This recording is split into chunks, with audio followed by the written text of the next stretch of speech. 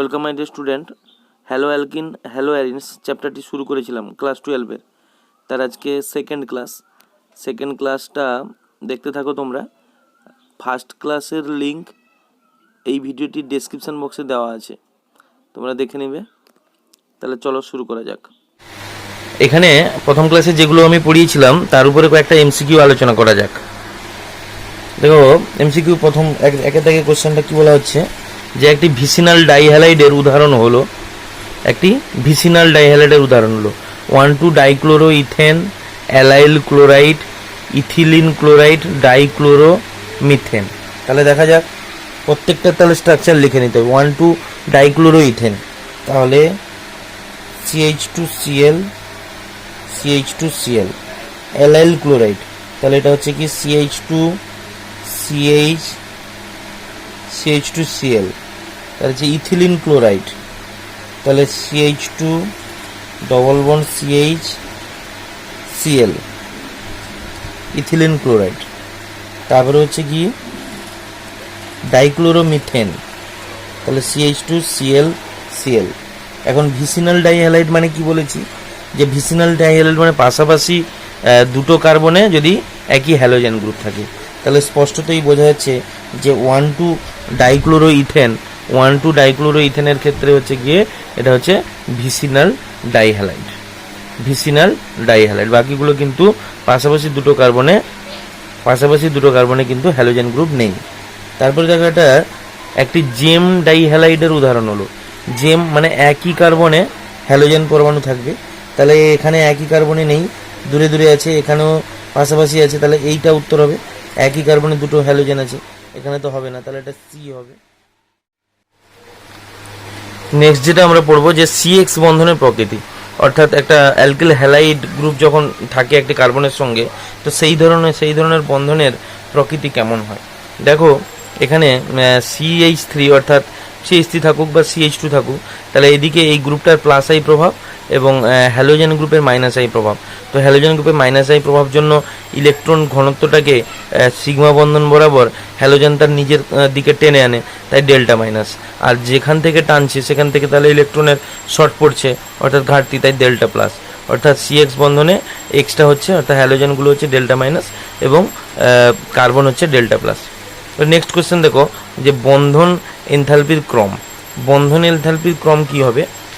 বন্ধন enthalpy ক্রম বলছে যে CF greater than CCl greater than CBr greater than CI।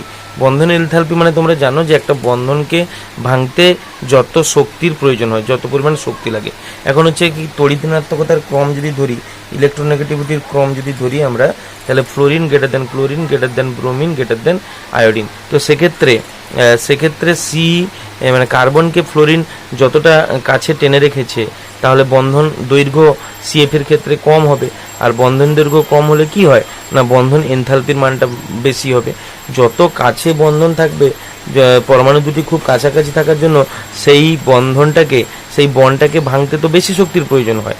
তাহলে যেহেতু বন্ধন দৈর্ঘ্য কম, তাহলে বন্ধন এনথালপি বা বন্ধন শক্তির মানটা বেশি হবে। তাহলে বন্ধন দৈর্ঘ্য bond length varies as bond energy, অর্থাৎ বন্ধন দৈর্ঘ্য যত কম হবে বন্ড এনার্জি তত বেশি হবে। ব্যস্তানুপাতিক সম্পর্ক, এদের মধ্যে কি সম্পর্ক? ব্যস্তানুপাতিক সম্পর্ক। তাহলে এই কনসেপ্টের উপর ভিত্তি করে আমরা বলতে পারি ফ্লোরিনের তড়িৎ-ঋণাত্মকতা বেশি, তাই কার্বনকে কাছে টেনে রেখেছে। আয়োডিনের তড়িৎ-ঋণাত্মকতা কম, তাই কার্বনকে ততটা কাছে টানতে পারেনি, তাই এর বন্ধন এনথালপি বা বন্ধন শক্তির মানটা কম হবে। আর CF এর বন্ধন শক্তির মানটা বেশি হবে। তাহলে CF greater than CCl greater than CBr greater than CI। Next একটা প্রশ্ন দেখো, দ্বিমেরু ভ্রামক বা ডাইপোল মোমেন্টে কি হবে না, CH3Cl, প্রথমে CH3F, CH3Cl, CH3Br, CH3I। তাহলে স্পষ্টতই দেখো এখানে তিনটেই CH3 আছে, তাহলে এদের যে মুভমেন্টটা উপরের দিকে কাজ করবে ফ্লোরিনের দিকে, এদের উপরের দিকে, ক্লোরিনের হচ্ছে গিয়ে এদিকে, এদেরও সেম কেস একই থাকবে। কিন্তু এখন কথা হচ্ছে তড়িৎ ঋণাত্মকতার যদি মান দিয়ে আমরা দেখি, তাহলে F এর বেশি তড়িৎ ঋণাত্মকতা, তাহলে বেশি পরিমাণে ইলেকট্রন টানবে। তাহলে সেক্ষেত্রে এটা হওয়া উচিত CH3F greater than CH3Cl greater than CH3Br greater than CH3I। কিন্তু প্রকৃতপক্ষে এটা হয় না, এটা কিন্তু এক্সপেকটেশন ভ্যালু। কিন্তু মেন যে ভ্যালুটা দেখা যাচ্ছে কি না, যে CH3Cl এর মানটা CH3F এর থেকে বেশি হয়। তারপর দুটো কিন্তু সেম থাকে, CH3Br গ্রেটার দেন CH3।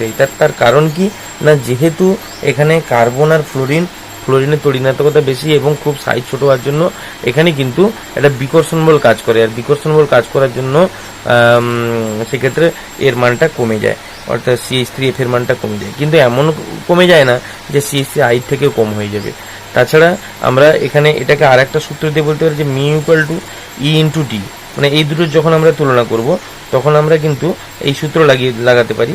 এবার ডিস্টেন্স অফ CFটা কম ডিস্টেন্স অফ CCl, তাহলে যেহেতু এর ডিস্টেন্স বেশি CCl বন্ডের, অর্থাৎ এই বন্ডের যেহেতু ডিস্টেন্স বেশি হলে কি হবে, মিউর মানটাও বেশি হয়ে যাবে। ডিস্টেন্স বেশি হলে মিউর মানটাও বেশি হবে। দেখো D of CF greater than less than D of CCl, অর্থাৎ কি না, এই CF বন্ডের ডিস্টেন্সটা কম, CCl বন্ডের ডিস্টেন্সটা বেশি। CCl বন্ডের ডিস্টেন্স বেশি হওয়ার জন্য মিউ বেশি, কেননা মিউ ডিস্টেন্সের সঙ্গে সমানুপাতিক। তাহলে এই কনসেপ্টটা কিন্তু এই দুটোর ক্ষেত্রে প্রযোজ্য। সেই সূত্রে CH3Fটা কমে গেল, CH3Clটা বেড়ে গেল। কিন্তু যখন CH3Br আর CH3I, তখন কিন্তু এই কনসেপ্ট কাজে লাগবে না। তখন কি কনসেপ্ট কাজে লাগবে, তখন আমরা আসবো যে ইলেকট্রোনেগেটিভিটি, অর্থাৎ তড়িৎ ঋণাত্মকতা কাজে লাগবে। তাহলে সেক্ষেত্রে তড়িৎ ঋণাত্মকতা এর বেশি বলে এর বেশি হলো, আর আয়োডিনের কম বলে এর কম হলো। তাহলে ওভারঅল যেটা সঠিক অর্ডারটা কোনটা, এইটা সঠিক অর্ডারটা কোনটা, এইটা যে CH3Cl greater than CH3F greater than CH3Br greater than CH3I। তাহলে এই হলো দ্বিমেরু ভ্রামক। তাহলে এটা আর একবার বলে দিচ্ছি। তাহলে আমরা যেহেতু প্রথমে আসবে কে CH3Cl, তারপরে CH3F, তার কারণ কি mu equal to E into d, ডিস্টেন্সটা বেশি, CCl ডিস্টেন্সটা বেশি CCF থেকে, এক্ষুনি বলে এসেছি CF এর যে ডিস্টেন্স CCl এর ডিস্টেন্স বেশি, তার জন্য মিউ এর মানটা CH3Cl এর ক্ষেত্রে বেশি হবে CH3F এর তুলনায়। তারপরে দুটো কেসে কিন্তু আমরা আর ডিস্টেন্স ধরবো না, তারপরে দুটো কেসে আমরা কি ধরবো, তড়িৎ ঋণাত্মকতা। এর তড়িৎ ঋণাত্মকতা এর থেকে বেশি, তাই ব্রোমিনের বেশি হলো, আয়োডিনের কম হলো। তাহলে অ্যাকচুয়াল অর্ডার মানগুলো ক্যালকুলেটেড যে ভ্যালু মিউ এর মান, সেগুলো ক্যালকুলেশন করে দেখা গেছে যে অর্ডারটা অ্যাকচুয়ালি অর্ডার এটাই আসে। পরের প্রশ্ন, ইথাইল ক্লোরাইডের দ্বিমেরু ভ্রামক ভিনাইল ক্লোরাইড অপেক্ষা বেশি কেন? ইথাইল ক্লোরাইডের দ্বিমেরু ভ্রামক ভিনাইল ক্লোরাইড অপেক্ষা বেশি কেন? তাহলে এটা দেখো, vinyl chloride CH2 double bond CHCl, আর ইথাইল ক্লোরাইড হচ্ছে CH3CH2Cl। এবার কি হচ্ছে দেখো, ভিনাইল ক্লোরাইডে এভাবে রেজোন্যান্স হয়,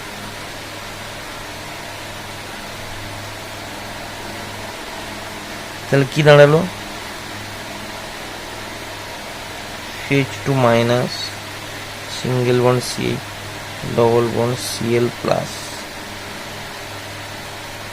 তাহলে এখানে আমরা একটা জিনিস দেখতে পাচ্ছি যে পাই ইলেকট্রন, এটা একটা রেজোন্যান্স হচ্ছে দুটোর মধ্যে।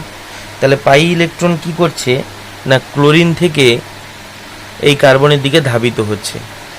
তাহলে সেখানে আমি যে মিউ একটা পাবো, তাহলে মিউ পাই লিখতে পারি। আবার ক্লোরিনের মাইনাস আই ইফেক্টের জন্য সিগমা বন্ধন বরাবর ক্লোরিন একটা ইলেকট্রন ঘনত্বকে নিজের দিকে টানছে, এটাকে আমরা মিউ সিগমা বলতে পারি। তাহলে ওভারঅল দেখতে পাচ্ছি আমরা যে ক্লোরিন তার মাইনাস আই প্রভাবের জন্য একটা ইলেকট্রন ঘনত্বকে এদিকে টানছে, আবার ক্লোরিনের যে নিঃসঙ্গ ইলেকট্রন জোড় পাই বন্ধনের মাধ্যমে রেজোন্যান্স করছে। তাহলে সেক্ষেত্রে স্পষ্টই বোঝা যাচ্ছে যে মিউ নিট মানে টোটাল যে দ্বিমেরু ভ্রামক ভিনাইল ক্লোরাইডের ক্ষেত্রে না মিউ সিগমা মাইনাস মিউ পাই, কেন সিগমা বন্ডের মিউটা বেশি হয়, পাই বন্ডটা দুর্বল। তাহলে ওভারঅল কিন্তু মিউ সিগমা থেকে কিছুটা হলেও মিউ পাই মাইনাস করছে। কিন্তু ইথাইল ক্লোরাইডের ক্ষেত্রে দেখো কোনো পাই বন্ধন হয় না, শুধুমাত্র সিগমা বন্ধন, এবং সেক্ষেত্রে শুধুমাত্র মিউ সিগমা কাজ করে। তাহলে এখানে কিন্তু মিউ নিট সমান কি মিউ সিগমা। তাহলে স্পষ্টতই বোঝা যাচ্ছে যে ইথাইল ক্লোরাইডে কোনো রেজোন্যান্স না হওয়ার জন্য শুধুমাত্র মিউ সিগমা কাজ করে, অর্থাৎ সিগমা বন্ধন বরাবর ইলেকট্রন ঘনত্বকে ক্লোরিন তার মাইনাস আই প্রভাবের জন্য এদিকে টানে নিজের দিকে। ফলে একটা যেদিকে কাজ করে মিউ মানটা মানে একাই কাজ করে, কিন্তু ভিনাইল ক্লোরাইডের ক্ষেত্রে যেমন মিউসিগমা কাজ করছে আগেরটার মতো, ঠিক তেমনিভাবে মিউ পাইও কাজ করে কিছুটা মিউসিগমার মানটাকে কমিয়ে দেয়। তাহলে ওভারঅল সেই কারণে ইথাইল ক্লোরাইডের মিউটা বেশি হয়, কারণ এখানে মাইনাস করার কেউ নেই। ভিনাইল ক্লোরাইডে কিন্তু মিউটার মান কমে যায়, সেই কারণে বলা হচ্ছে যে ইথাইল ক্লোরাইডে দ্বিমেরু ভ্রামকের মান ভিনাইল ক্লোরাইড অপেক্ষা বেশি। এটা কিন্তু ভেরি ভেরি ইম্পর্টেন্ট কোশ্চেন।